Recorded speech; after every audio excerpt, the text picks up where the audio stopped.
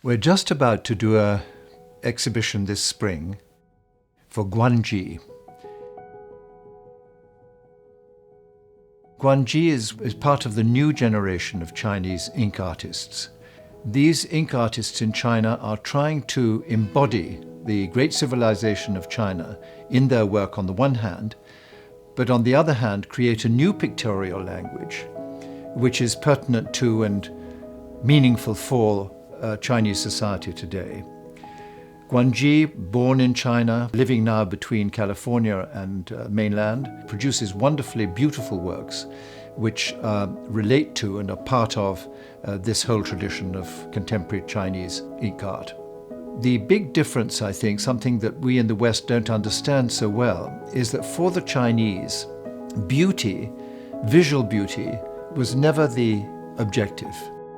In Chinese painting, both for classical artists and for the contemporary group, the objective was not so much visual beauty, although the works are often very beautiful, and especially so in the case of Guan Zhi. The beauty is inner truth, inner beauty. The artist would try to focus on this inner beauty, transmit it to the sophisticated viewer, in order to present himself as someone who was developing his personality and thus achieve the status of a fine person within the context of the scholar gentleman.